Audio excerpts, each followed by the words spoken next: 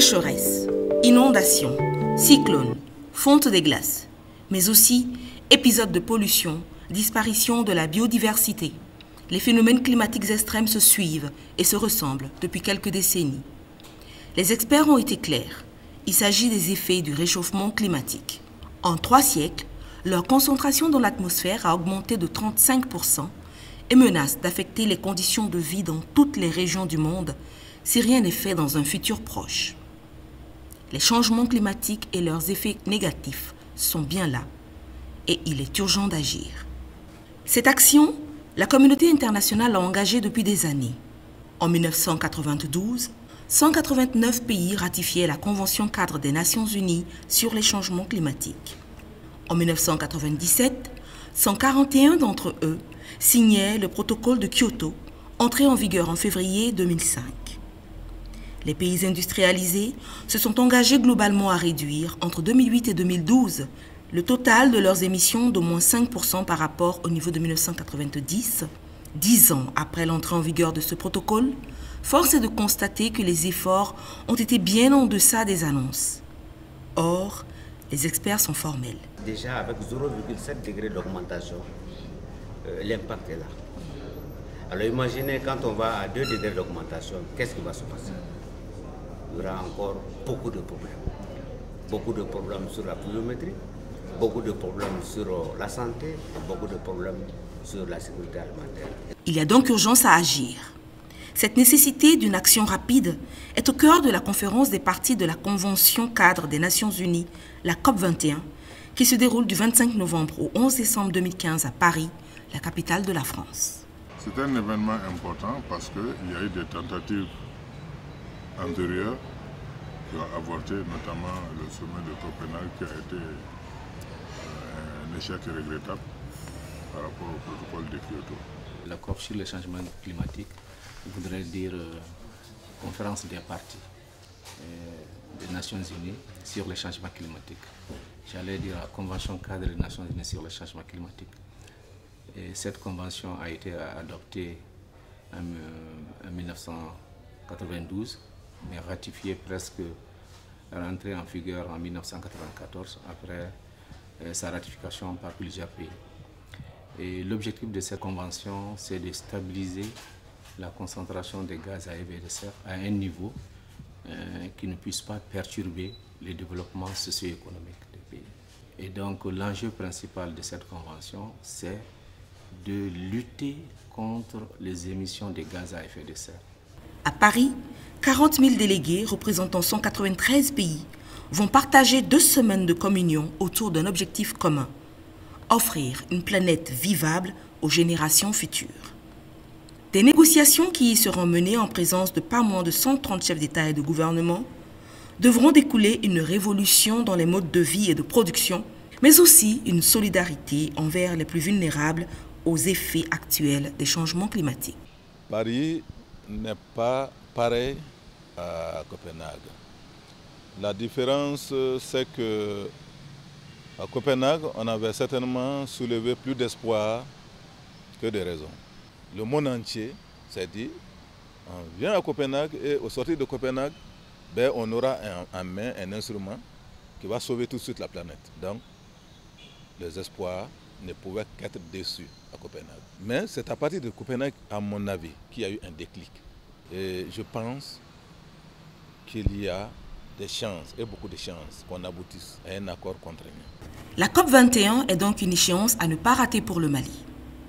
Notre pays est parmi les plus vulnérables, alors même que ses émissions sont parmi les plus faibles de la planète. Tous ceux qui ont plus de 30 ans savent quand même qu'il y a eu un changement entre ce qu'ils connaissaient en termes climatiques et ce qu'ils voient en ce moment. Tout le monde parle de sécheresse, ou bien on parle d'inondation, ou bien on parle de réchauffement. Donc autant de questions quand même qui nous intéressent, nous, pays sahéliens, et qui nous impliquent également dans la recherche de solutions. Alors ce que nous avions fait, nous avions commencé donc depuis la COP de Lima, donc la conférence des parties qui s'est tenue à Lima.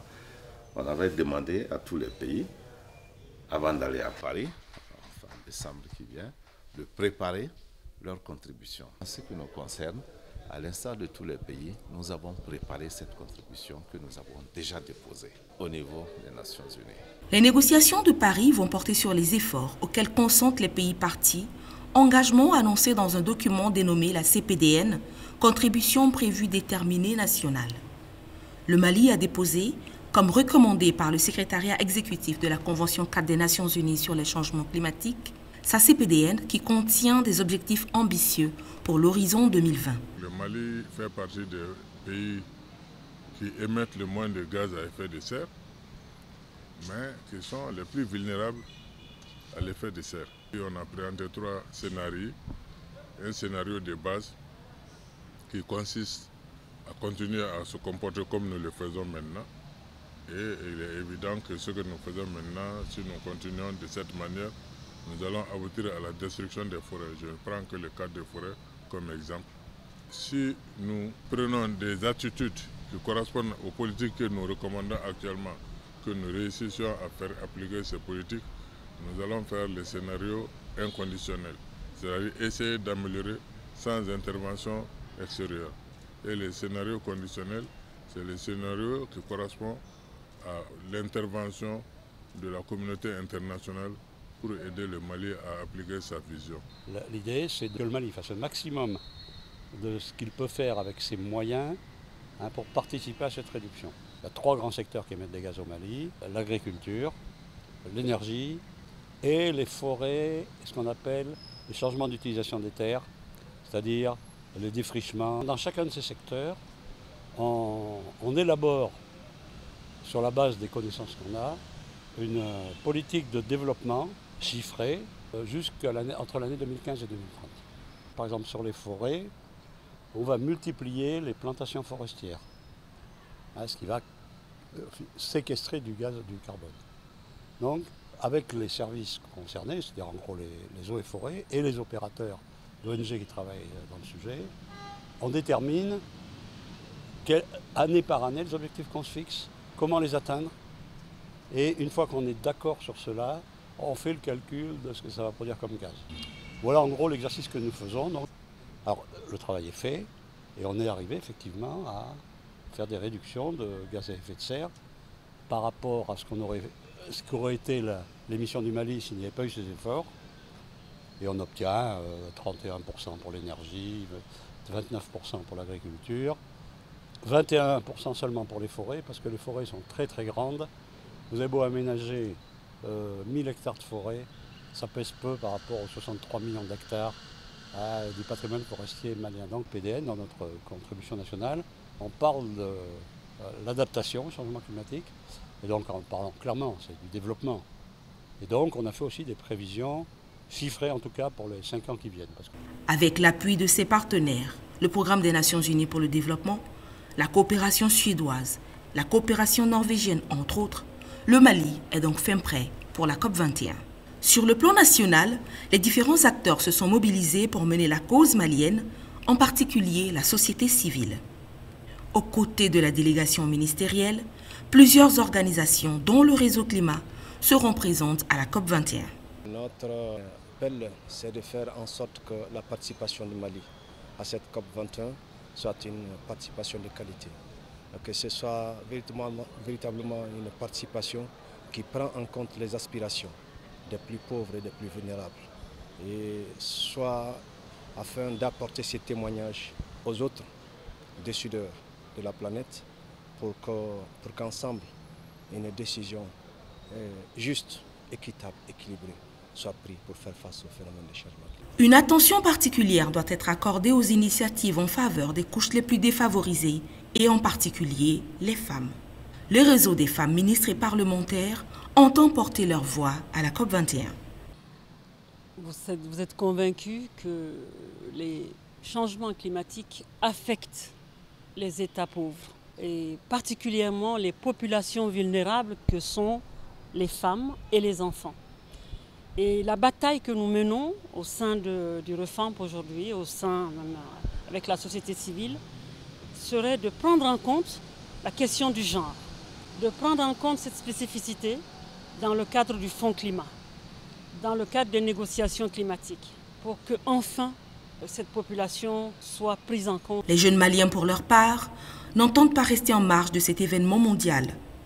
Pour saisir les enjeux de la rencontre de Paris, une COP universitaire a même été organisée à Bamako. On va essayer de leur faire vivre comment se déroule la COP, les COP même, pour que la jeunesse puisse comprendre la complexité des négociations internationales, comprendre pourquoi l'enjeu est si grand. Pourquoi est-ce que le monde entier se réunit pour discuter sur cette question-là? Aujourd'hui, notre planète va mal. Il est important que tous les acteurs jouent leur rôle. Et la jeunesse est l'avenir de demain. Il faut qu'elle prenne cette question de changement climatique à bras le corps.